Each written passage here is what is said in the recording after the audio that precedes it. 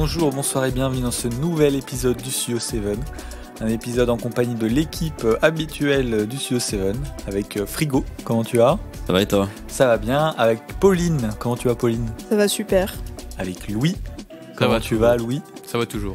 Et avec moi, Deka. Et ça va ? Je vais très bien aussi. Alors une partie 2 sur la comédie musicale, partie 2, ce qui veut dire qu'on a eu une partie 1 jusque là, c'est pas très compliqué. Partie 1 sur laquelle on discute de la comédie musicale et aussi dans laquelle vous pouvez retrouver les retours de Frigo sur les films documentaires, ainsi que les films qu'on n'a pas choisis dans cet épisode. Donc je vous invite, si vous n'avez pas écouté, à écouter notre partie 1. Et en tout cas, cette partie 2, c'est l'occasion pour nous de choisir 3 films, Pauline, Louis et moi, qu'on va vendre à Frigo dans 2 ou 3 rounds. Je sais plus là comme ça de tête, on verra en avançant. Ouais. Et puis Frigo devra voir ses films et décider quel est le gagnant de cet épisode. Exactement. Et donc voilà, moi je vous propose qu'on ne perde pas une seconde de plus et qu'on enchaîne. On peut. Allons-y. Alors le premier round, c'est le round de l'intrigue, de l'histoire, du plot, du scénario, c'est la fiche technique, c'est un peu tout ça. Donc c'est un round qui se veut normalement un peu plus rapide, un peu plus, on va dire, pas dans le débat, quoi, pas beaucoup en tout cas. Et histoire de vous mettre un peu l'eau à la bouche pour les films. Voilà. On va peut-être commencer par vous dire quel film on a choisi tous avant de débuter. Alors Pauline, qu'as-tu choisi pour cet épisode sur la comédie musicale ? Leto de Kirill Serebrennikov. Et toi Louis, qu'est-ce que tu as choisi pour ce film, pour cet épisode ? J'ai choisi All That Jazz de Bob Fosse. Et moi j'ai choisi Little Shop of Horrors de Frank Oz. Donc voilà, Pauline, tu peux commencer à nous parler de ton film. Ouais. Alors, Leto, c'est un film russe. Donc on en revient à la Russie, je crois, depuis le premier épisode qui n'a pas dû être réabordé depuis VIA. Oh pas, non. Ouais. Mais on est sur un pan totalement différent, puisque c'est un film récent qui date de 2018, qui est en noir et blanc. Film récent en noir et blanc. Et donc, je vais faire un petit peu le résumé, et puis après, je dirai vite fait 2-3 anecdotes sur Kirill Serebrennikov, parce que c'est une personnalité dans le cinéma russe qui a une place importante à la fois dans la vie culturelle russe et dans ce qu'il représente. Donc, Leto, en fait, c'est une adaptation de l'autobiographie de Natalia Naumenko, qui était la femme de Mike Naumenko, lui-même chanteur d'un groupe qui s'appelle Zoopark, qui était un groupe de rock underground des années 80, russe. Et du coup, dans son autobiographie, elle raconte notamment la rencontre avec Viktor Tsoi, qui était plus jeune, donc quand ils se sont rencontrés, il était pas encore vraiment dans la musique, mais plus tard, il est devenu chanteur d'un groupe qui s'appelle Kino. Et Kino et Zoopark, c'est un peu les 2 groupes emblématiques de la culture underground du début des années 80 en Russie. Donc voilà, ça suit la rencontre entre Viktor Tsoi et Mike Naumenko. Comment Naumenko va un peu être le mentor de Tsoi dans une Russie qui ne va pas très bien. Et où c'est de la contre-culture, l'underground, des trucs. Ils sont dans un mouvement qui est arrivé un petit peu plus tard que dans les autres pays, on va dire. La Russie, je vais pas me lancer dans la politique russe, mais c'est compliqué. Et en parallèle, ça suit la construction d'une salle de concert à Leningrad qui s'appelle le Rock Club. Donc voilà, on est vraiment plongé dans cette culture. J'ai pas forcément envie de résumer plus. C'est pas le schéma de narration est pas forcément hyper centré sur les actions, on va dire, sur qu'est-ce que le personnage va faire maintenant, nanana. C'est plus un truc un peu flottant dans cette ambiance, ce milieu underground en Russie. Voilà. Et du coup, je voulais dire le petit mot sur Serebrennikov. En fait, Serebrennikov, c'est quelqu'un qui est très militant en Russie, plutôt très à gauche, et qui dit des choses qui ne plaisent pas au gouvernement russe. Il milite par exemple contre toutes les lois qui veulent réduire les droits des personnes LGBT. Enfin, voilà, il est très engagé socialement et ça ne plaît pas beaucoup. J'ai une question. Ouais. Peut-être que tu sais pas, mais du coup, ce film se passe pendant la période soviétique, j'imagine. C'est années 80, début des années 80. Ouais, donc ouais. Ouais. C'est jusqu'en 91, donc Ouais. ouais. Mais du coup, est-ce que tu sais sa position sur l'URSS à Serebrennikov, parce que tu as des gens de gauche qui ont une position plutôt, on va dire, critique de l'URSS et d'autres un peu moins. Qu'est-ce que tu sais Pour moi, il est plutôt critique. Après, c'est ce que je ressens de son Ok. film. Et tu vois, faire un film sur un truc qui était dans la contre-culture Ouais. à une époque comme ça, où t'as l'impression que à l'extérieur, il y a beaucoup de règles et que justement, ils sont un peu enfreindre les règles. Pour moi, ça souligne plus qu'il est assez critique envers Ok. l'URSS. Ouais, parce que je connais pas les positions, on va dire, des militants d'extrême gauche Ouais. russes sur l'URSS. Bon, j'imagine qu'il a l'air de tout, mais du coup, ça Ouais. pourrait être intéressant. Bah, après, c'est mon interprétation, Ouais, bien sûr. mais voilà.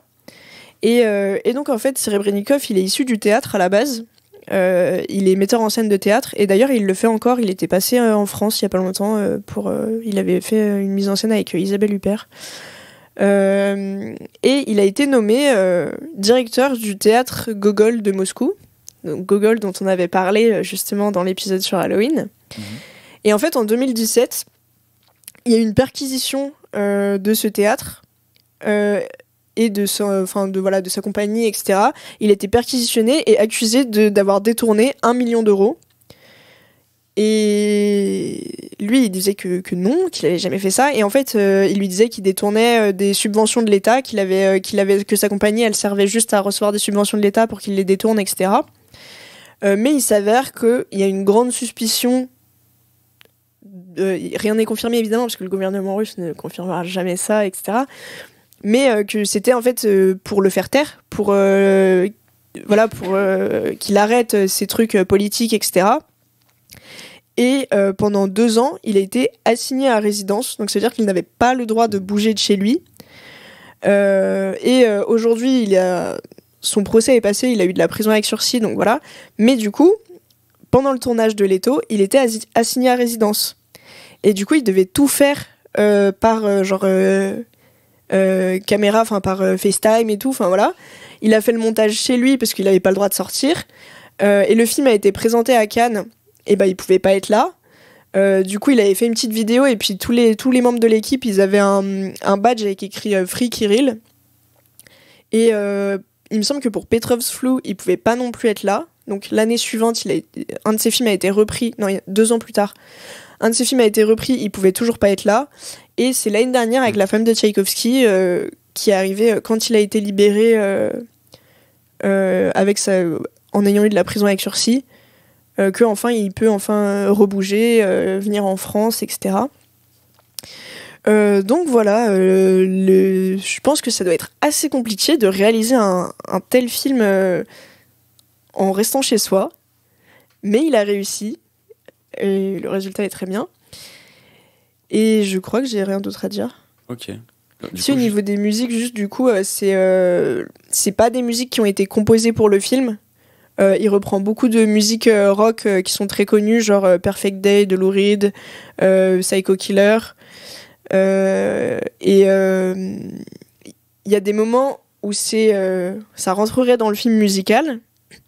C'est-à-dire qu'il y a les chanteurs, eux, qui chantent leur truc, et voilà, c'est pas de sortie de la narration. Mais il y a aussi certains moments où t'as des numéros qui se manifestent avec des petites touches d'animation, d'ailleurs, assez légères, mais ils rajoutent des touches d'animation sur ces prises de vue. Elles sont en couleur, les touches d'animation ? Ouais. Ok. Après, c'est monochrome. Ouais. Donc voilà, c'est pour ça que j'ai considéré que ça marchait pour comédie musicale. Ok. Mais du coup, les acteurs chantent ? Oui. D'accord. Les acteurs chantent et en fait, donc eux ils chantent même dans le film, du coup pas des numéros, Et en fait, ces séquences-là, souvent, c'est dans un truc. Par exemple, il y en a une qui est une des plus représentatives, c'est dans un bus. Et en fait, les mecs ils se mettent à chanter et tous les passagers continuent la chanson. Et du coup, c'est ça qui fait le côté numéro, c'est que voilà, là pour le coup, on sort d'un truc entre guillemets normal et t'as tous les passagers qui se mettent à chanter, etc. Ok. Du coup, tu m'as dit c'est un film de 2018. 2018, ouais. Ok, fait en noir et blanc. Ça a été tourné en numérique, du coup, ou ça a été Je crois que c'est du noir et blanc numérique, je suis pas sûre à 100%, mais ça m'étonnerait qu'il ait eu accès à... Enfin, je pense pas que c'est un film qui a dû avoir beaucoup d'argent pour être produit. Du coup, je pense pas qu'il ait eu de la pellicule, mais... Et puis c'est un réalisateur qui travaille énormément quand même son image, donc à mon avis c'est du numérique. Ouais, je pense que c'est du numérique, mais c'est un très beau noir et blanc numérique. Pour le coup. Ok. Et il dure combien de temps ton film Alors, il dure 2h06. Ok. Très bien. Tu m'as dit, ça s'appelle Leto. Ouais, Leto. C'est genre comme un étau ou... Non, c'est Leto. Ça veut dire été en russe. Ok, d'accord. Et la musique principale qui revient souvent, elle s'appelle Leto. Et en gros, je crois que c'est en anglais, c'est End of Summer ou un truc comme ça. Ok, d'accord. Juste du coup, je crois que j'ai décroché un peu sur l'histoire, mais en gros, du coup, tu suis une bande underground, en gros, Ouais. dans leur... Enfin, dans ce Du coup, qu'ils font dans tout le leur temps, en gros. action pour mettre en avant leur musique. Ok. Donc, avec notamment la construction de cette salle de représentation. Et surtout, les deux protagonistes, c'est du coup les deux personnes qui, l'un est déjà et l'autre deviendra deux personnalités importantes du rock russe. Ok. Et il y a un peu une histoire aussi au milieu avec... parce que du coup, comme j'ai dit, c'est tiré de l'autobiographie de la femme de l'un, mais qui, elle aussi, était devenue très proche de l'autre. On voit un peu cette histoire au milieu. Après, il y a certains musiciens russes qui, quand ils ont vu le film, ont dit que c'était n'importe quoi et que ça se passait pas du tout comme ça à cette époque, que voilà, que ça représentait pas très bien la culture underground et tout. Et en même temps, c'est basé sur une autobiographie d'une femme qui a vécu ça et qui était dedans et qui relate son expérience. Donc peut-être qu'elle l'a pas perçu comme d'autres, mais voilà. Ou peut-être que le réalisateur a pris énormément de liberté, même par rapport à l'autobiographie, non ? Je sais pas. Je sais pas non plus. Je crois que c'est assez. Enfin, en gros, il s'en est basé pour l'histoire, mais après, il raconte des choses autour. Ok. Et il est retrouvable quelque part, ce film ? Il est sur Universiné, en location. Et du coup, tu le mettrais combien en accessibilité ? Franchement, je partirais sur un bon 8. Ah ouais ? Ça se suit vraiment bien. Peut-être 7 ou 8. Ok. Voilà. Et est-ce que vous l'avez vu, du coup vous avez pas eu le temps ? Non, j'ai pas eu le temps et c'est un film que je veux voir depuis un petit moment quand même. Ok. Et vous avez des questions, du coup ou... Non, pas sur cette partie. Ok. Non, moi j'attends de voir le film pour voir si c'est vraiment une comédie musicale quand même. Parce que, vu comment tu le dis, je sais pas, ça me perturbe un peu, moi. J'ai demandé confirmation à des gens qui l'ont vu et ils m'ont dit oui, ça passe. D'accord. Mais c'est pas sûr, ça passe quoi. Ça passe doucement ou ça passe vraiment ? Non, mais c'est juste qu'il y a peu de séquences vraiment numéros. Ok. Il y a beaucoup de musique tout le long du film, mais c'est beaucoup les chanteurs qui chantent, quoi. Donc, c'était un peu mon questionnement. Mais il y a quand même ce truc où tu sors des carcans du scénario, t'as des trucs avec des figurants qui interviennent, etc. Pour moi, ça, c'est beaucoup dans la comédie musicale. Tu vois, les passants qui vont se mettre à être dans le truc alors qu'ils ont rien à voir avec l'histoire. Ouais. Donc, c'est pour ça que je considérais que ça marchait. Ok. Bah, je pense qu'on peut passer à Louis. Carrément. Ouais.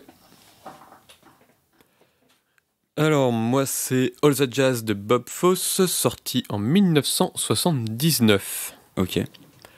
L'histoire, c'est l'histoire de Joe Gideon, qui est un chorégraphe et metteur en scène, qui va préparer sa prochaine comédie musicale. Donc, on le voit à Broadway, comédie musicale de Broadway. On le voit donc faire les castings, faire les répétitions et tout. En parallèle, on suit un petit peu aussi son histoire, parce qu'en fait, il est un fumeur invétéré, il prend des médocs, des amphétamines et tout. Donc voilà, il a un peu un pet au casse, il est un petit peu, enfin, pas fou non plus, mais le problème de tout artiste, drogué, fumeur, alcoolique.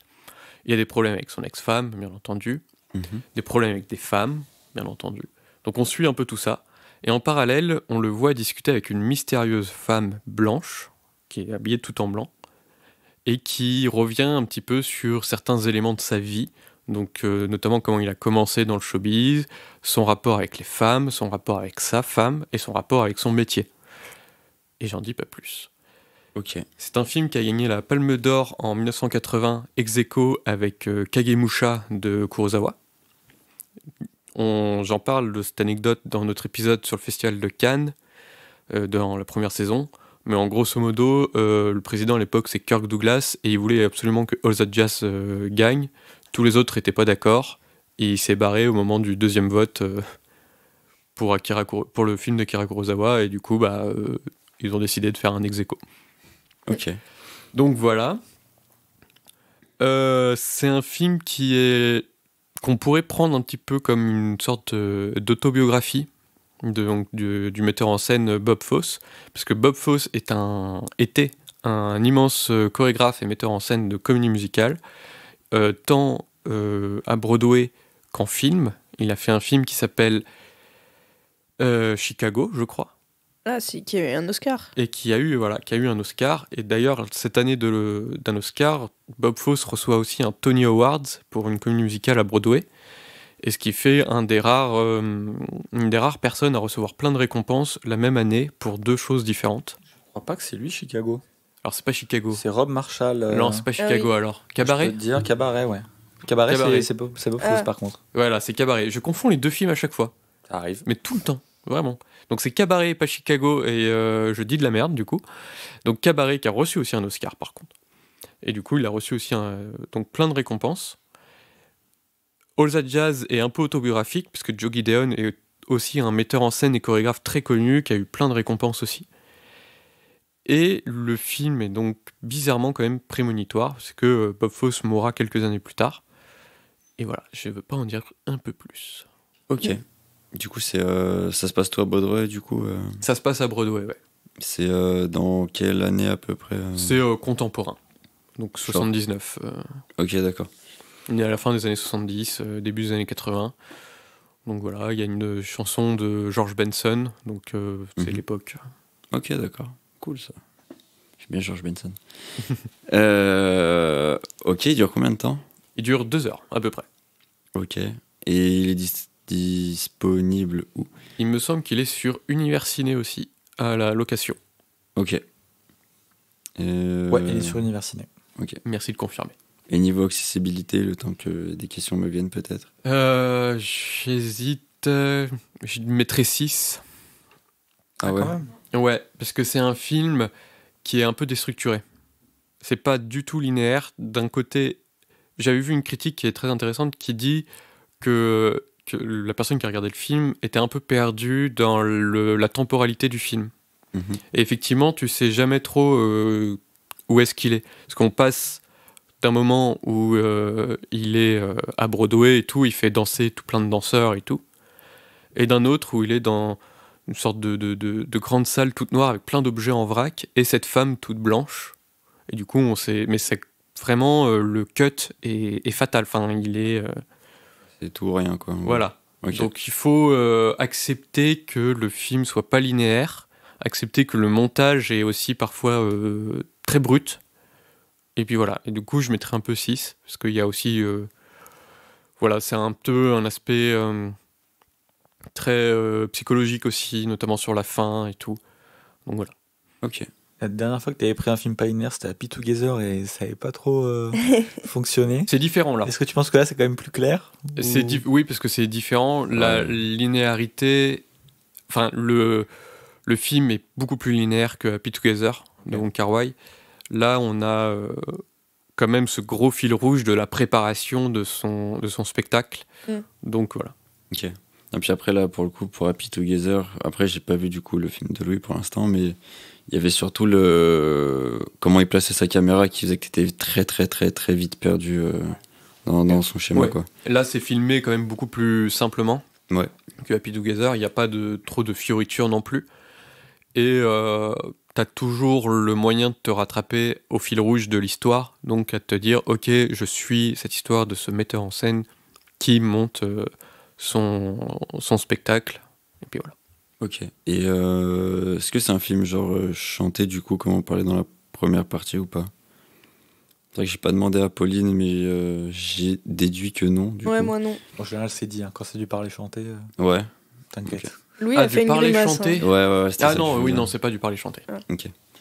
Oui, j'ai plus les termes exacts. J'avais pas compris Je ta suis question. Désolé. Ouais, excuse-moi. Non, c'est pas du parler chanté. Ok. Et il y a beaucoup de scènes où, je sais pas moi, il y a des grandes danses ou des. Non. Et du J'y coup- reviendrai, mais Est-ce Aïe, que c'est aïe, un aïe. film, une comédie musicale? En au fait, final on peut faire ça maintenant, parce qu'on a fait pareil avec Pauline, où elle a expliqué plus ou moins l'aspect comédie musicale. Donc tu peux Ouais. le faire maintenant, si tu veux. ouais, je voulais en garder un petit peu sous le coude. Bon, là. tu peux en garder sous le coude, mais... Je t'avoue, Frigo, que je triche un peu. Ah. Ah, ah. Il y a des numéros chantés. Mais j'ai choisi aussi ce film autour du thème de la comédie musicale parce que ça parle de la comédie musicale. Pas parce que c'est une comédie musicale, mais parce que ça parle de la comédie musicale. Ça parle aussi de la construction de la comédie musicale à Broadway et tout. Donc, en plus, on revient un petit peu à la base de la comédie musicale qu'on disait dans la première partie, que ça venait de Broadway et tout. Donc là, on part vraiment sur le spectacle de Broadway, comment il se monte de son casting jusqu'aux répétitions. Et donc le numéro chanté, il y a une répétition, forcément. C'est à ce moment-là que tu rentres un peu plus dans la comédie musicale. Et sinon, c'est surtout à la fin, à la toute fin, où le personnage a des hallucinations, tu comprendras très vite pourquoi, où il y a des moments chantés et des numéros. Et donc voilà. Mais du coup, Ok. c'est... Après, Il y en a pas beaucoup. le thème, c'est comédie musicale. Voilà, t'as relié Moi, au je me thème. trouve dans le thème, parce que, Moi, c'est Ouais, ok. parce parce ouais, que ouais, ça moi, ça parle me de va, comédie moi, ça me va. Ça musicale. dépendra à quel point un frigo sera strict Il y a ou pas, des quoi. numéros. Et en plus, je suis content d'avoir choisi ce film quand même, parce que je sais que t'étais pas très fan des comédies musicales et que ça chante. Et bah là, tu seras servi. Ça chante pas énormément, donc c'est Ok. tant mieux. Quand même pas mal. hein. Ah. Ouais, carrément. Par Mais du contre, coup, ça je suis chante, content. hein, ça chante. Et il y a des numéros. Puis Frigo aime bien Et le puis jazz. Ah oui, Et carrément. ouais, en plus, il y a Aïe, aïe, aïe. la musique qui est un peu style groovy quand ça chante et tout. Il Sinon- gratte des points. là. Ouais. Sinon, tout le reste, c'est des musiques d'autres artistes. Donc, je t'ai cité George Benson. Au début du film, c'est du George Benson et tout. Ok. Et voilà, je vais en garder encore un peu sous le coude. Ouais, Pour, ouais. Mais pour du le coup, je suis deuxième content parce que on avait eu ce débat sur comment ça s'appelle sur inspiré d'histoires vraies. Oui, si Oui. à quel point on doit Voilà. être Et du coup, proche je suis du content thème parce ou que pas. c'est le premier choix entre guillemets audacieux, tu vois. À ce point-là où c'est genre, bah, le mec à un moment dans le film il regarde une comédie musicale, tu vois. En soi, tu peux le lier au thème du coup. Donc, je suis content. On verra. En vrai, Ouais, c'est un bon ouais. choix. Mais juste, je suis désolée, je vais faire une parenthèse. Je me suis rendu compte qu'on n'a pas parlé de Rocky Horror Picture Show. Mais tu sais qu'en plus, je voulais. Oui. Et je trouve ça gravissime parce que c'est quand même genre une des comédies musicales les plus connues du Et monde, les plus cultes, ouais. les plus cultes. Bah, on est Ouais, ouais, homophobe, trop. c'est tout. Au bout Et d'un moment, qui- je crois qu'il n'y a pas d'autre mot. Qui a le record du nombre D'exploitation en salle depuis sa sortie. Il est encore exploité en salle depuis Eh sa oui. sortie. Il passe tous les vendredis et samedis au Studio Galant à Paris avec Les Drag Queen. des performances de drag queen et de gens qui performent le film dans la salle en même temps qu'il est diffusé. Ok. Et aux États-Unis, il passe encore énormément aussi Ouais, dans ouais. des cinémas un peu underground. Et ça Là, marche. du coup, c'est juste une parenthèse. Je me suis dit, c'est C'est la vrai. honte si on en parle à aucun moment, tu vois, parce que moi, Si. j'aime bien en plus Rocky Horror Picture aussi. Show. Mais d'ailleurs, pour préparer l'épisode, j'ai failli le regarder. J'ai vu 3 minutes. Je me suis dit, c'est quand même un film que j'ai envie de découvrir justement dans une condition, Ah, mais dans un vrai spectacle, Moi, un j'ai vrai envie truc. de le, Quoi. Tu sais de le que- revoir au cinéma. pour anecdote, une des dernières fois où j'étais à Paris, on était là avec des potes, on fait oh venez, on va au Studio Galant, on est vendredi soir, trop cool et tout. Et on arrive, on se pointe, et là les mecs ils font vous avez vos places? Et on dit bah non, tu vois, genre on va au cinéma normal. Et en fait, il faut réserver plusieurs jours en avance parce que le film passe 2 fois par semaine quand même, et c'est complet à chaque fois. Là, c'est vraiment un événement. Ouais. Comme Ouais, genre ouais. les trucs Moulin Rouge, etc. Où Puis les c'est des gens, trucs qui sont faits par des touristes justement qui viennent Ouais. à Paris, c'est genre ah on va au Studio Galant et du coup c'est complet à chaque fois. Donc si vous voulez aller le voir à Paris au Studio Galant, pensez à réserver votre place. Et sinon, il est Ah, sur ça, Disney+. le film. Oui, c'est vrai. C'est là-dessus que j'avais regardé les 3 premières minutes. Ah oui. En fait, j'ai vu le générique avec la bouche. J'ai oui. vu ça. Et après, j'ai fait non, j'ai pas envie de le voir dans des conditions. Ouais. Non, Et c'est une de mes comédies musicales préférées. Ouais, c'est un truc de ouf ce film. C'est comédie musicale rock complètement. Bah alors là, pour le coup, ça chante tout le Pour long. le- T'as ouais. les numéros qui s'enchaînent toutes les 2 secondes, mais c'est. Et c'est un ovni, hein. Putain, Ouais, pour le coup. c'est un truc de fou. Bah écoutez, tellement connu que je le connais pas. Tu connais pas Pas du tout. Mais je te propose d'enchaîner.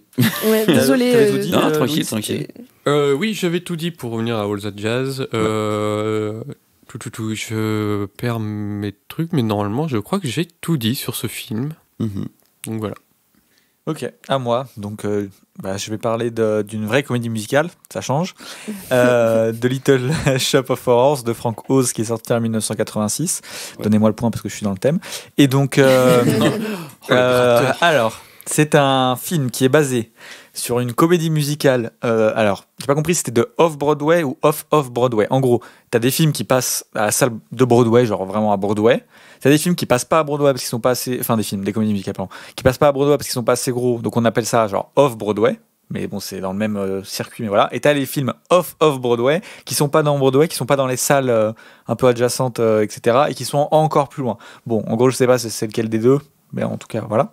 Donc, il est basé sur la comédie musicale, donc même si c'est pas Broadway directement, ça revient au même, Ouais. de 1982, du même nom, qui est composé par Alan Menken et écrite par Howard Ashman. Alors Alan Menken, vous devez connaître parce qu'il a fait les musiques de Réponse, de Aladdin, de La Belle et la Bête, de La Petite Sirène, de Pocahontas, enfin bon, d'autres films, d'ailleurs du nouveau aussi, Petite Sirène. Oui, exact. Oui.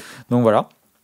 Et donc cette comédie musicale, elle est elle-même une adaptation d'un film de 1960, du même nom aussi, de Roger Corman. Mais qui n'était Corman. pas une C'est comédie Corman qu'on musicale. dit vraiment. Bah oui, Roger Ok. Corman. hein. Moi, je sais pas. Ouais, ça sera Roger Corman alors. Donc voilà, et qui n'était pas du coup une comédie musicale. Donc le film, il a fait film, pas comédie musicale, vraie comédie musicale, va à Broadway, et film. Wow, ok. Voilà, c'est pas très compliqué. Non, mais ok. Voilà. Ok. Style de musique qu'on passe rapidement, c'est un peu. C'est un peu compliqué à définir exactement, un peu du rhythm and blues, un peu.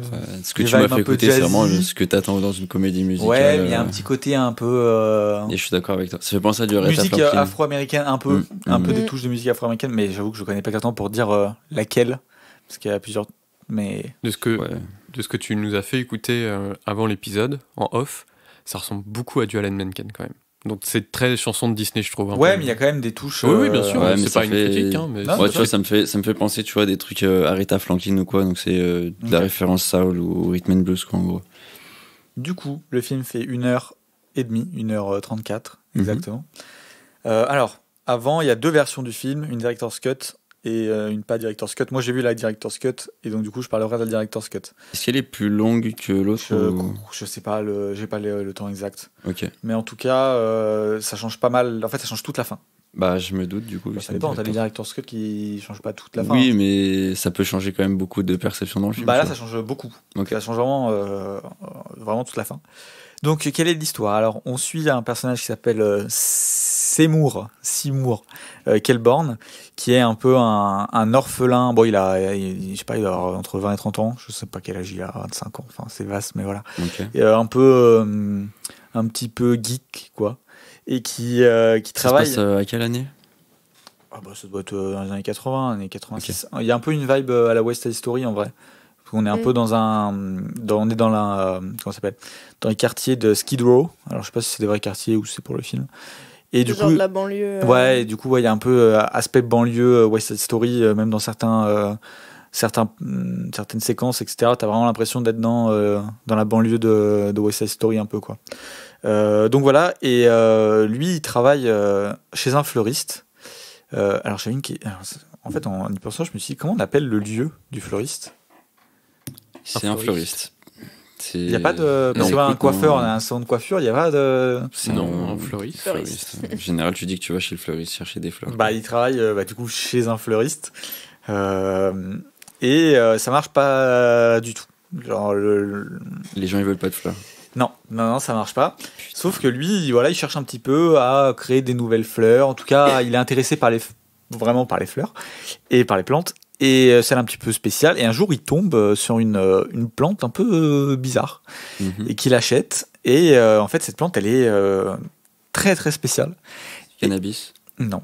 Yeah. Non, je peux pas envie de t'en dire trop. Ok. Mais du coup, il bosse avec du coup son patron qui demande beaucoup. Enfin, c'est un peu un patron, voilà quoi.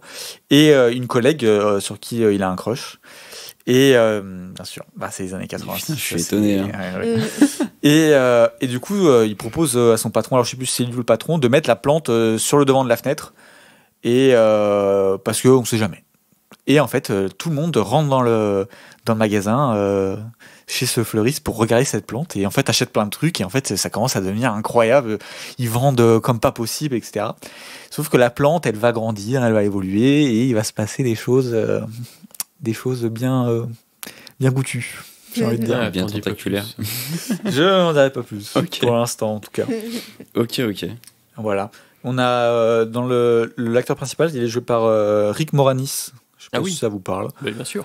Voilà, qui est un petit peu connu quand même. À l'époque, il jouait dans SOS Fantôme, dans Chérie, j'ai rétréci les gosses, Ouais, il a fait beaucoup de. dans La folle histoire de l'espace, et il a arrêté l'acting pour se consacrer à sa vie de famille, pour élever ses enfants, notamment.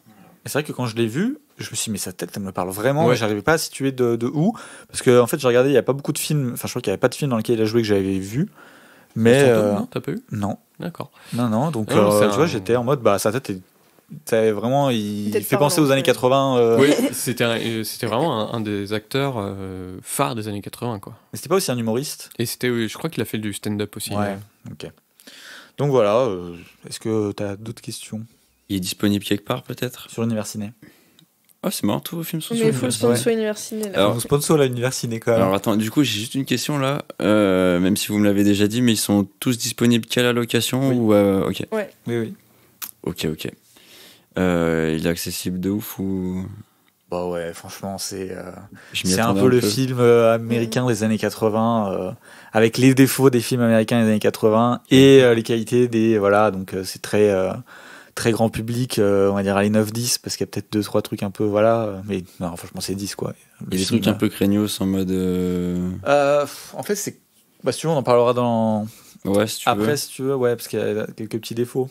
Rien de dramatique, mais voilà. Ok. Écoute, je pense pas avoir trop de questions. Du coup, c'est pareil que Louis, c'est contemporain un peu comme. Ouais, ça se passe dans les années 80, quoi. Ouais, mais je te redemande au Ouais, cas où. dans Moi, la banlieue de Skid Row. Moi, j'avais une question, parce que du coup, moi, j'ai vu le film original de Roger Corman, et il y a... Moi aussi. Et toi aussi. Et il y a des personnages extravagants, mais genre vraiment extravagants. Où il y a, par exemple, dans celui de Roger Corman, il y a un mec, il vient acheter des fleurs pour les manger. Juste... Est-ce Non, qu'il je y a crois ce pas genre que de ça. personnages un peu extravagants Bah, t'as des personnages extravagants, parce que t'as du coup le petit ami, par exemple, de la femme qui travaille avec lui, qui est un dentiste complètement sadique. Il y a le dentiste, ok, ouais. Ouais, et donc il y a une scène qui est très connue où juste Oui. il va au boulot et t'as la musique. Bon, ne vous inquiétez pas, c'est pas du grand spoil, mais du coup, on voit que c'est un grand sadique et il prend juste du plaisir à torturer les gens. C'est inspiré d'une histoire vraie, non? En plus, non? Oh non, je crois pas. Hein. Parce qu'il y avait une histoire là, il y a pas longtemps d'un dentiste. Un peu Ah comme oui, ça me parle, ouais. Pour l'anecdote, dans le premier film, un patient qui va chez le dentiste, ce dentiste sadique, c'est un des tout premiers rôles de Jack Nicholson. Et bah, je crois qu'il a failli rejouer dans ce film-là, mais à la fin, c'est Bill Murray, je crois, Ok. Oh. qui joue ce rôle-là, ouais. Et non, et enfin, après, t'as même le personnage, bah, alors, bon, ouais, je peux dire, mais par exemple, le personnage de la femme avec qui il travaille, il lui donne une voix nasillarde, mais vraiment, et je trouve que je comprends pas ce choix. C'est que c'est du coup, une ça la voix- rend un peu insupportable par sa voix. Le personnage est pas spécialement insupportable, franchement, il est plutôt cool. Elle est donc avec son petit ami qui lui est c'est un motard en cuir, dentiste sadique. Enfin vraiment, c'est le loupard, tu vois. Non, mais du coup, il est violent. Enfin, c'est vraiment, il est maltraitant, voilà. Et donc du coup, bah elle subit ça et tu sens qu'elle est un peu compliquée parce que elle est un peu dans cette situation d'emprise, etc. Mais du coup, le personnage est plutôt quand même cool. Mais il y a vraiment ce truc de lui donner une voix ultra aiguë, et ça l'a presque on a l'impression que ça la rend, enfin qu'il y a une volonté de la rendre un peu, tu sais, un peu cliché. parce qu'en plus elle a La débile, quoi, du coup. il y a un peu, ouais, t'as l'impression parce qu'elle est très maquillée, elle a un petit carré blond et elle a une grosse poitrine avec un énorme décolleté qui est toujours bien en avant et tout. Et tu te dis, oh putain, mais c'est dommage, tu vois. Après, le personnage est quand même intéressant et bah voilà, il a le droit d'être comme ça, tu vois. Mais je comprends pas pourquoi cette voix. Moi, c'est surtout l'aspect de la voix plus que le reste. Je comprends pas pourquoi ce choix. Parce que même des fois quand elle chante, elle garde cette voix, mais des fois tu sens que elle sort de cette voix et elle chante bien et c'est un peu spécial quoi. C'est comprends pas trop.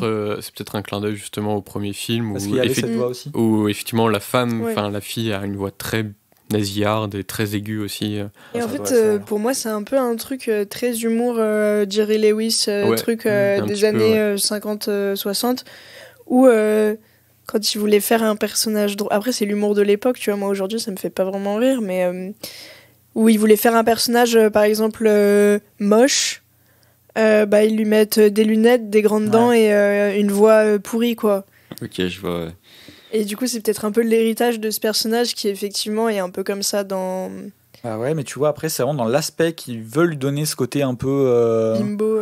Ouais, alors Ouais. que le personnage est très. Enfin, franchement, est intéressant et cool, tu vois. Ouais, Donc, ouais. je trouve c'est un petit peu, ouais, bon. Ok. Ok. Du coup, c'est un petit peu cliché, mal fait, mais bon. C'est le seul truc vraiment que j'aurais j'aurais vraiment une grosse retenue, tu vois. Le reste, voilà. Non, ça va. Ok. D'ailleurs, vous venez de me faire venir une question. Est-ce qu'il y a peut-être des problèmes dans certaines parties chantées de lip sync?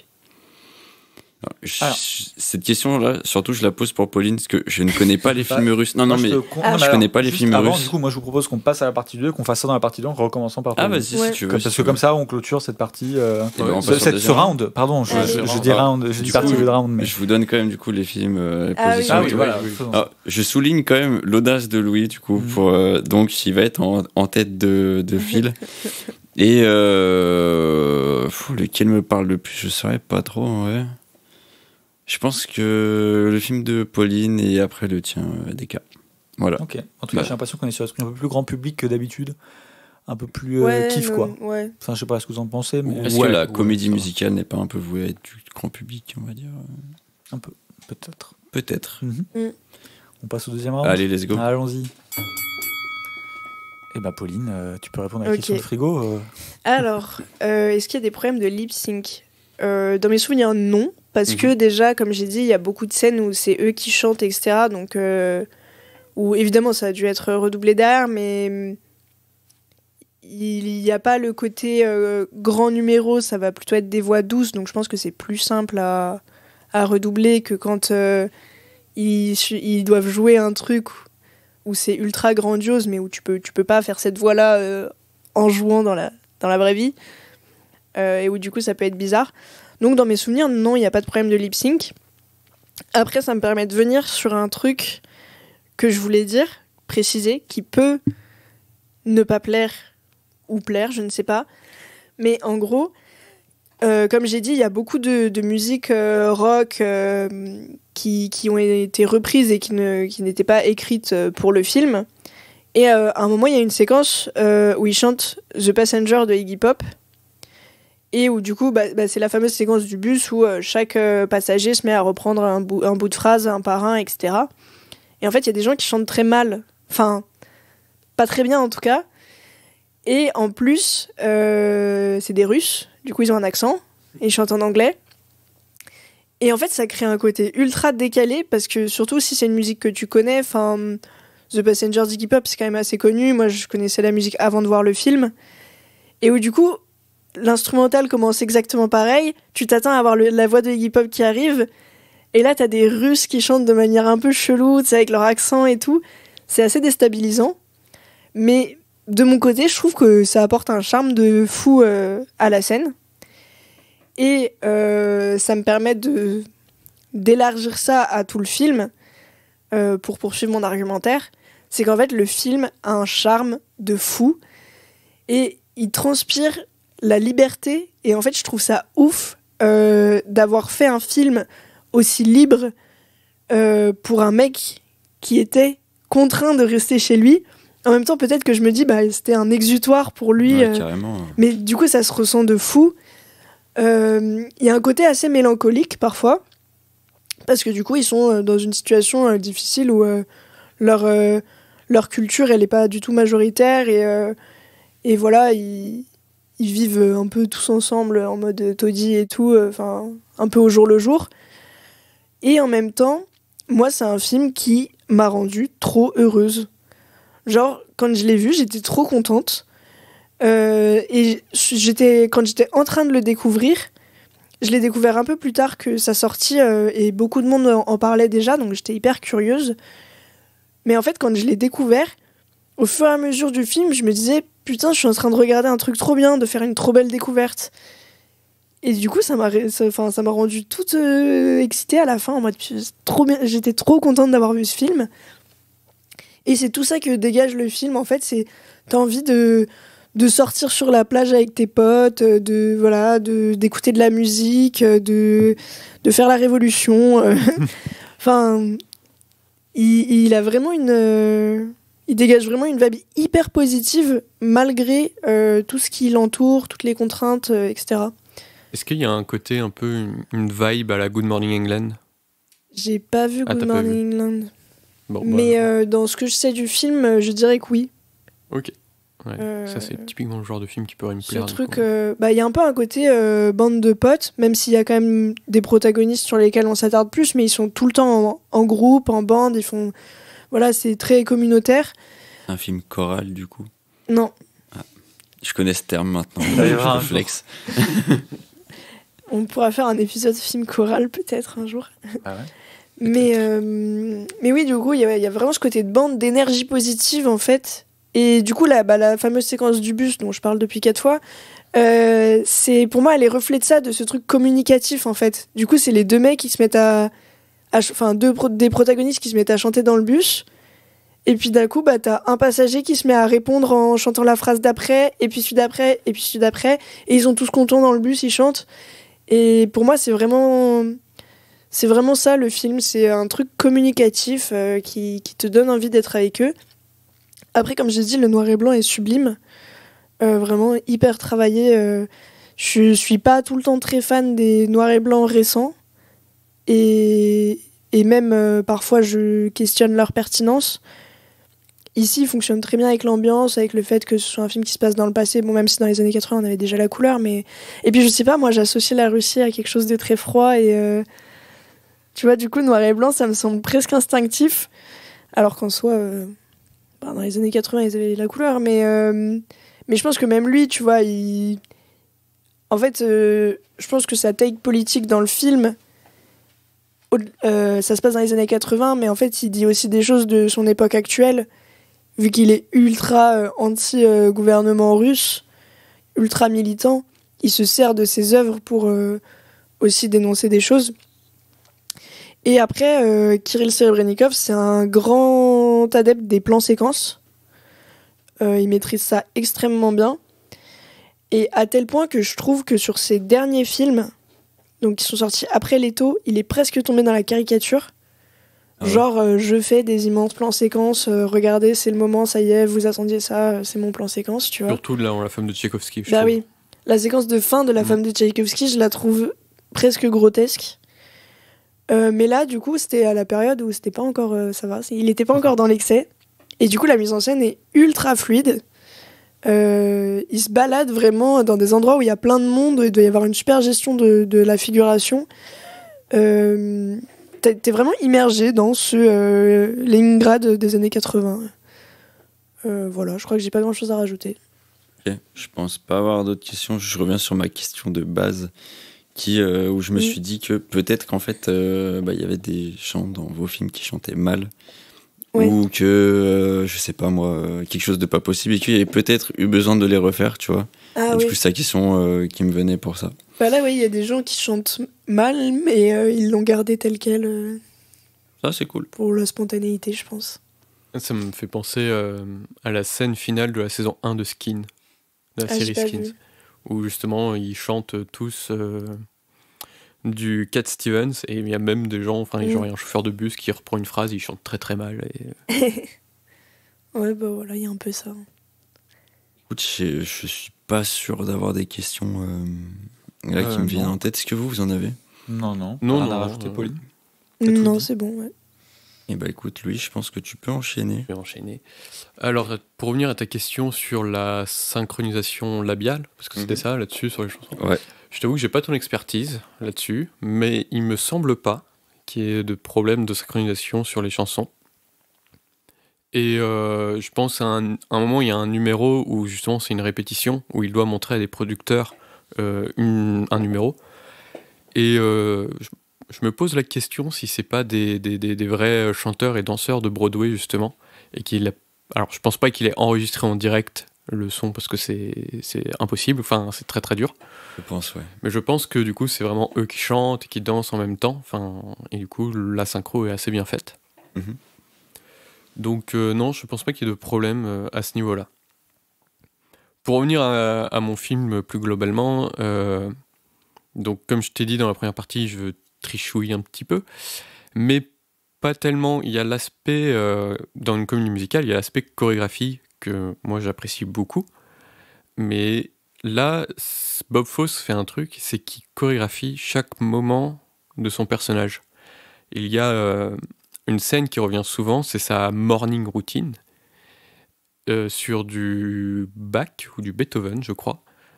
Et le montage fait en sorte que c'est une chorégraphie, en fait. Genre, lui ne danse pas, mais le montage, c'est d'abord tel plan, ensuite celui-là, ensuite. Et en fait, ça fait quelque chose de très carré, mais aussi de très chorégraphié. Ok. Et on retrouve un petit peu cet aspect-là de montage-chorégraphie dans certains numéros, notamment le numéro de fin, où je trouve que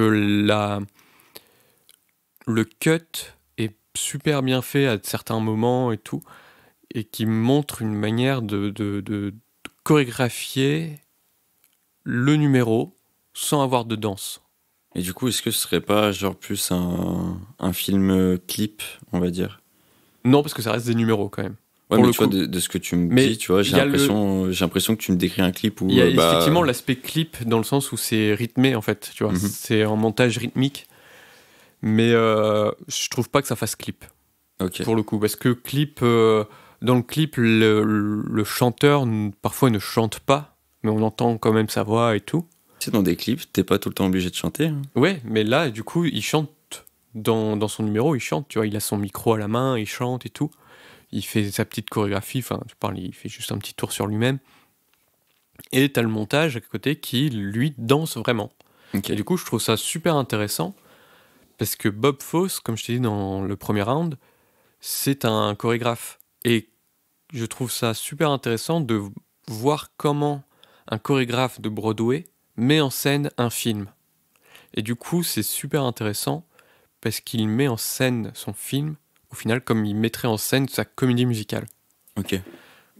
Et là, je suis encore un peu plus dans le thème, du coup. Parce qu'il met en scène un film sur une comédie musicale en mettant en scène comme une comédie musicale, mais finalement avec très peu de moments musicaux. C'est vrai. Voilà. C'est hyper intéressant de voir comment... Enfin, j'ai pas vu le film, mais comment il a pu se servir d'éléments du cinéma pour, au-delà de juste les numéros, retranscrire dans... Enfin, moi, le travail du montage, c'est un truc qui me passionne pas mal. Et je trouve que le montage fonctionne vachement bien dans ces moments de numéros. Après, dans le film, comme je t'ai dit, comme il est super cuté, Mhm. ça peut être parfois très bizarre. Tu passes d'une scène à une autre sans aucune transition. Et du coup, il faut le temps entre ce que tu vois et ton cerveau pour dire ok, on a changé de scène, ok, on a changé de lieu et de temporalité. On n'est plus dans le fil rouge, on est dans son hallucination et tout. Et donc voilà, c'est tout. Voilà ce que je pourrais dire sur ce film. Ce film contient une de mes scènes de fin préférées. Ok. Vraiment, la scène de fin, je l'adore. C'est pas un film très rigolo. Mhm. C'est justement, on en parlait dans la première partie, c'est une tragédie musicale. Et dans le sens tragédie, dans le sens grec du terme un petit peu, où t'as ce côté, on va savoir comment ça va se finir en fait. tu sais comment ça va se finir. C'est un mec qui se met mal juste parce que il fume comme pas possible, il prend tout un tas de médocs et de drogues. Bah, ça peut que finir mal. En fait, tu le sais d'avance. Tu le sais d'avance. Et il y a ce côté où il parle justement à cette grande dame blanche qui rappelle un petit peu certaines tragédies grecques où il parle à des sortes de fantômes, de spectres. Donc, ouais, là, on est dans l'exemple pur de la tragédie musicale. Ok. Écoute, je pense pas avoir des questions là qui me viennent en tête. Voilà. Alors, je sais pas vous, du coup, si vous avez des questions. Bah, moi, j'ai pas une question, mais j'ai une anecdote. Ouais. En fait, ce film, on l'a passé en Super 7 Club à La Rochelle, au premier Super 7 Club qu'on a fait là-bas. Et donc, je ne l'ai pas vu et je n'y étais pas. Mais apparemment, il a bien plu auprès du public là-bas. Il y a eu un riche échange après. Tant mieux. Parce que c'est vraiment un très très très bon film, je trouve. Il est bien. Alors, il te met pas la même vibe. Ça va être vraiment complètement une vibe différente du film de Pauline et même une vibe différente du film de Decca. Mais il a ce côté un peu artistique, moi qui me plaît beaucoup. On ressent énormément ce que l'auteur a voulu dire à travers son film et à travers des utilisations cinématographiques pour son film. Donc ouais, vraiment un grand film. Il y a l'acteur qui joue ce personnage, c'est Roy Schneider, qui a joué dans Les Dents de la Mer notamment, et qui est un acteur que j'adore, que j'aime beaucoup. Et puis voilà, c'est un film un peu culte aux États-Unis, qui est rentré un peu dans la culture populaire grâce aux Simpsons. Ok. Parce que dans un épisode où Lisa Simpson fait de la danse, son professeur de danse est caricaturé sur le personnage de All That Jazz. En fait. Où elle fait des claquettes. Non, où elle est ballerine. Et du coup, le prof de danse dit à ses danseuses de fumer et tout pour qu'elles soient maigres et belles. Oui. Ah oui, si, ouais, j'ai retrouvé l'épisode. Ok. Voilà. Et du coup, ce personnage du prof de danse qui revient de temps en temps est calqué sur le personnage de Roy Schneider dans All That Jazz. Ok. Donc c'est même un film assez culte là-bas et qui est rentré dans la culture populaire. Et moi, c'est un film que j'aime beaucoup aussi. Je suis très content que tu le découvres en l'occasion de cet épisode. Et regardez-le, ceux qui nous écoutent, parce que c'est vraiment un très très bon film. Je n'ai pas grand-chose de plus à dire sur All That Jazz. Écoute, moi, j'ai pas plus de questions que ça. Donc, Moi non plus, ça est très clair. je te propose d'enchaîner, du coup. Ok. Alors, on repasse à la petite boutique des horreurs de Francoz. Parle-moi de ta synchro labiale, parce que t'avais l'air d'avoir quelque chose Ah oui, à alors non, mais vouloir justement, dire c'est tout à l'heure. intéressant. En fait, non, il y a pas de souci de ce côté-là. Mais c'est plus une anecdote sur la fabrication du film. Je te dis qu'il y a une plante, et du coup, la plante, en fait, elle va, avec le temps, grossir, et être énorme, en fait. Et donc, tout est fait en animatronique. Donc, en fait, il faut animer cette plante, quoi. Et ils se sont dit, bah, comment? Parce qu'en fait, la plante chante aussi. Y a pas un mec dedans? Non, pas que je sache. Mais en gros, ils se sont rendus compte que si ils la filmaient au ralenti et qu'ils accéléraient l'image, en fait, ils le filmaient, je sais plus, à genre 16 images et qu'après, ils leur passaient à 24. En fait, ça passait super bien. Et donc, du coup, le film est. En tout cas, les scènes avec la plante sont filmées la plante est filmée au ralenti et remise à la vitesse. Et du coup, bon, il y a beaucoup de cuts pour éviter que ça se voit beaucoup avec les personnages. Mais des fois, il y a des personnages qui sont dans la même scène avec la plante. Et eux, du coup, sont obligés de chanter au ralenti et de remettre après au bon truc, quoi. Après, c'est pas un. Enfin, on passe de 16 à 24 par seconde. Donc, je pense que voilà, la différence n'est pas non plus incroyable. Ça peut jouer, hein. Mais. Ouais, Louis, tu veux dire quelque chose? Non, tu parlais d'animatronique et ton réalisateur c'est Frank Oz. Donc Frank Oz, c'est celui qui a créé Maître Yoda et qui l'anime dans les premiers Star Wars.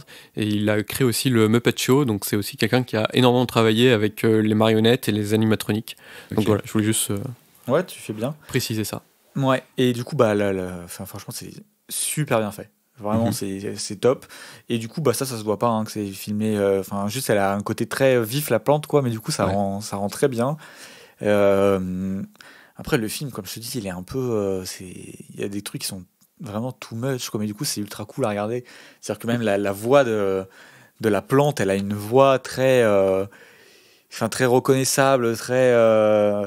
si je dis pas de bêtises, elle a un accent un peu la plante, je suis plus sûr, je sais plus, mais en tout cas, elle a une façon de parler qui est super cool, quoi, et ça rend super bien. Et du coup, voilà, mais même dans comment elle se mouvoie dans l'espace. Non, il y a vraiment quelque chose de trop cool. Les personnages sont même tous un peu clichés. Il y a un truc un peu cliché chez tous, quoi. Ouais. Le petit nerd qui est dans ses plantes. La femme, du coup, qui, elle, a un côté un peu plus cliché, comme on disait. Le personnage du petit copain qui est complètement déjanté, quoi. Un gros sadique. Ouais. Et même le patron qui lui est plus un patron, mais tu sais, c'est un peu l'image des patrons qui te demandaient beaucoup, en même temps comme les personnages est orphelin, il y a un truc un peu de filiation, en même temps il l'exploite complètement, quoi. Ouais, je vois. Donc franchement tous les personnages sont intéressants. Les musiques sont trop cool. Il y a 3 personnages qui reviennent mais qui sont pas intéressantes spécialement dans le récit. C'est 3 Afro-américaines qui viennent et qui chantent et qui dansent dans les scènes, et elles sont là, et je sais pas, elles sont un peu hors du film, mais en même temps elles sont là dans toutes les numéros de chansons, et c'est trop cool, elles chantent super bien. Il y a même une scène sur un toit, donc encore une fois ça fait grave penser au West Side Story, le premier, quoi. Donc je sais pas pourquoi, je sais pas, je pense que ça revient de l'adaptation, quoi. Je sais pas s'il y a ça dans le premier. Dis rien sur Non, toi. Voilà, en tout cas, c'est elle qui ouvre le film en arrivant, en chantant. Toutes les 3, elles ont des tenues qui matchent bien et tout, c'est cool. Est-ce que ça viendrait pas du Broadway, du coup? Si, je pense. Je pense que c'est possible. Ouais. Voilà, après, je parlais de Director's Cut, et du coup, il y a 2 fins. J'en dis absolument pas plus, mais je ne dis plus rien. Mais, j'ai quand même une question, parce que du coup, est-ce que tu as le choix entre la Director's Cut et pas la Director's Cut? Ou sur Univers Ciné, c'est que la Director's Cut? J'ai pris le truc de base, c'était. C'est-à-dire en théorie, si je regarde. Oui. Ok.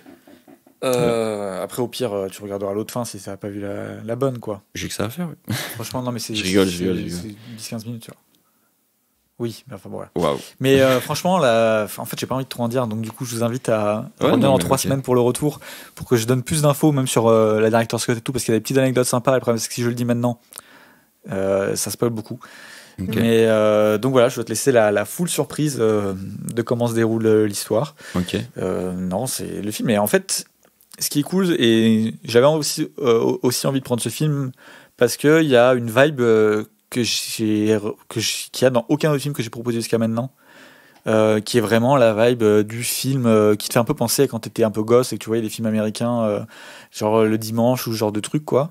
Et c'est vraiment ça, t'as l'impression de te retrouver il y a quelques années en avant. Il y a un côté un peu même, tu sais, à la Ghostbusters, ce genre de truc un peu. Enfin, ça n'a rien à voir, mais dans la vibe que ça renvoie, tu vois, très américaine et tout. Et donc du coup, c'est vraiment un moment quand même bien feel good. Les musiques sont trop cool, il y en a vraiment pas mal. Ça chante beaucoup. Je trouve que les musiques sont moins cool. Les premières sont mieux, parce que du coup, quand la plante commence à chanter, je suis moins fan. C'est plus caricatural, je trouve, et les musiques sont moins cool, même si toutes les musiques sont quand même sympas. Donc franchement, ça s'écoute dans la voiture, ça s'écoute sous la douche. Franchement, c'est cool. Voilà, moi je vous dis, regardez le film, c'est vraiment un bon moment, quoi. C'est un bon kiff. Et tu vois, j'ai regardé, je me suis dit j'allais le prendre, et puis là, ces derniers jours, je me disais, bon, en fait, est-ce que j'ai pas pris un truc un peu bof, un peu moyen et tout. Je me disais, bon, est-ce que j'aurais pas dû prendre autre chose? Et en prenant quelques notes sur le film, je l'ai remis sur le côté.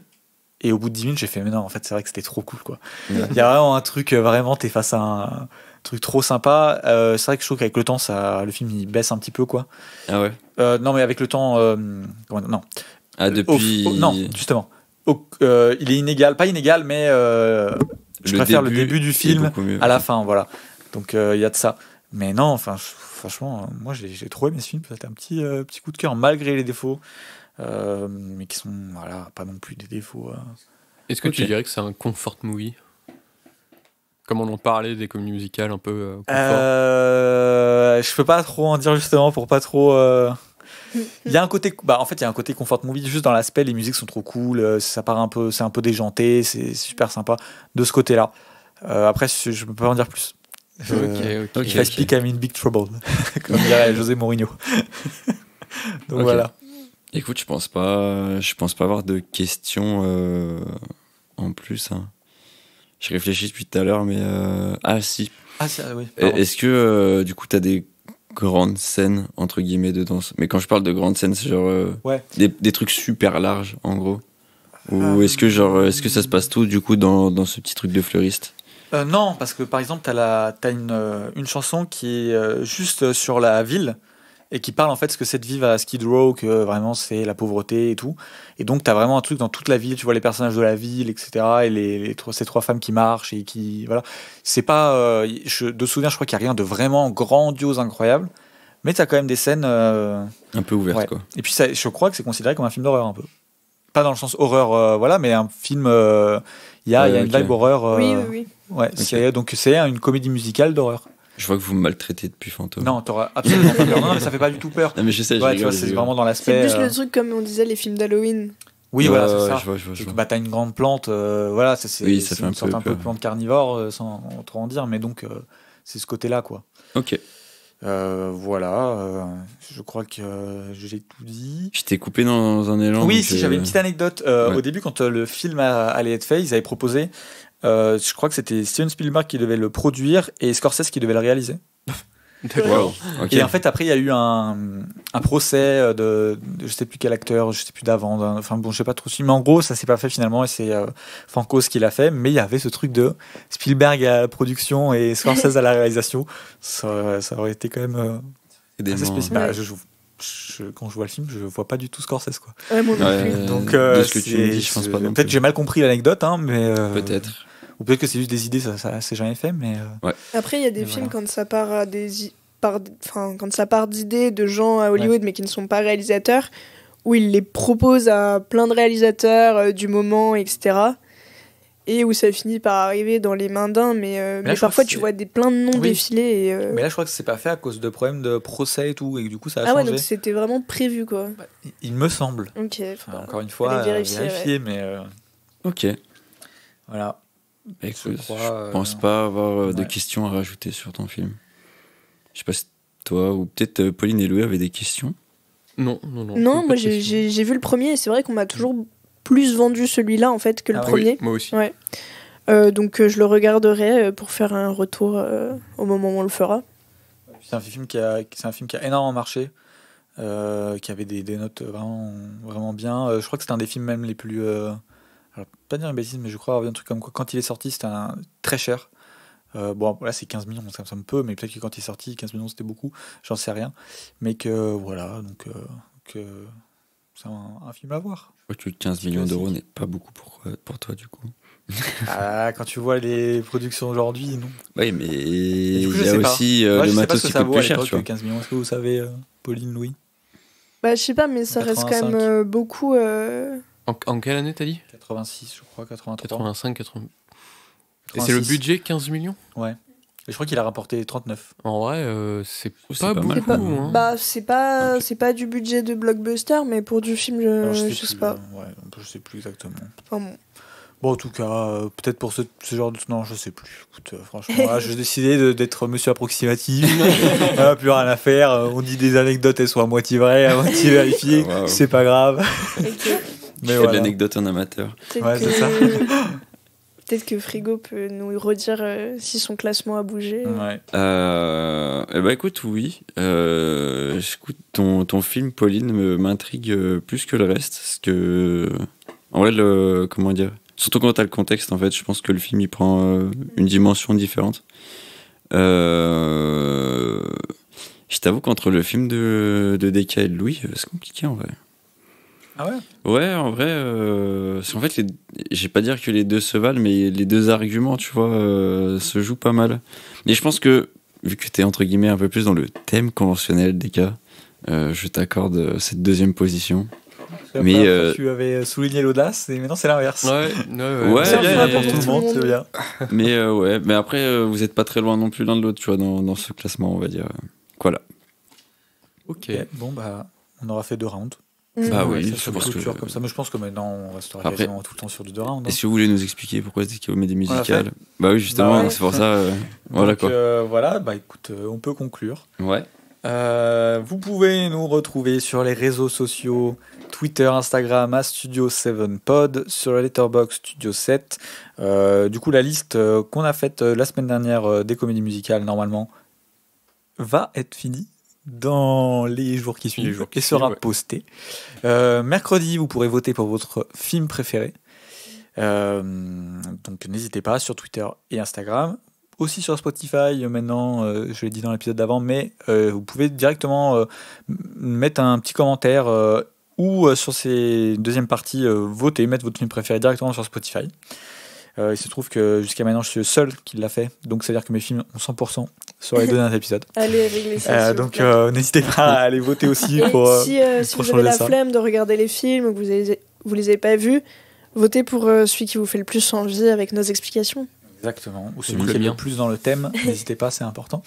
Donc voilà, qu'est-ce que je voulais dire d'autre? N'hésitez pas à retweeter, partager, liker, mettre en story, en parler, nous donner vos retours, enfin tout ça, ça fait toujours extrêmement plaisir, c'est important, parce que carrément. N'hésitez pas aussi voilà. à faire des mèmes de mes citations. En vrai, ces retours, c'est vrai que j'ai pas dit dans l'épisode d'avant, mais ces retours m'ont fait extrêmement rire. Les retours qui disent que t'es le GOAT. Toi qui étais là, c'est vraiment les meilleurs retours. Ah oui, tu m'étonnes. Non, mais même, juste les trucs m'ont fait rire, donc c'était vachement cool. N'hésitez pas à ce genre de trucs. Que ce soit moi ou d'autres, bien évidemment. Mais n'hésitez pas, c'est très. On va faire un bingo un jour, quelqu'un peut-être fera. Qu'est-ce que je rêverais d'avoir le bingo du podcast. Mais bon, incroyable. Peut-être nos 3 auditeurs. Qui nous suivent depuis le début pour le faire.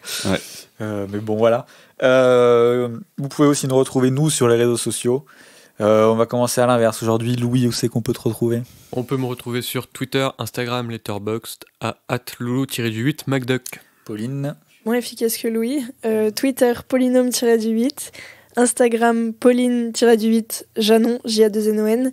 Et Letterboxd, Melvin Udall comme le personnage de Jack Nicholson dans Pour le pire et pour le meilleur. Frigo. On peut me retrouver sur Twitter à @frigobits avec un S parce qu'il y a plusieurs bits. Sur Instagram à @al-8 underscore sim SIIM et frigo underscore sur Letterboxd. Et moi, on peut me retrouver sur Twitter DK24 underscore et sur Letterboxd DK24. Je dis vite fait quand même que le podcast est affilié à l'association Super Seven. On en parle à chaque fois, donc normalement vous commencez un peu à connaître, mais n'hésitez pas si ça vous intéresse à aller regarder le site superseven.fr. Et voilà, sur Twitter, que vous soyez aigri, vous avez Twitter, plus de 45 ans, Facebook, un entrepreneur, on est sur LinkedIn. Si vous êtes un génération Gen Z, vous pouvez aller sur TikTok. Et si vous aimez bien, voilà, si vous êtes normal, vous allez sur Insta. Donc il y en a pour tout le monde. Et voilà, je crois qu'on a tout dit. Si vous voulez nous soutenir, vous pouvez adhérer à l'association, c'est 10 € et ça fait plaisir, ça nous aide énormément. Carrément. Donc voilà, on se retrouve la semaine prochaine pour un nouveau thème. J'ai envie de dire un thème à queue, mais j'en dirai pas plus. Oui, on donne maintenant des petits indices. Je vais décider parce que au niveau de la sonorité, bref. Non, mais après, voilà, c'est un indice. Maintenant, j'ai décidé de laisser des petits indices à la fin pour ceux qui écoutent jusqu'au bout. C'est leur petit cadeau. Donc, à la semaine prochaine. À la semaine prochaine. Cut.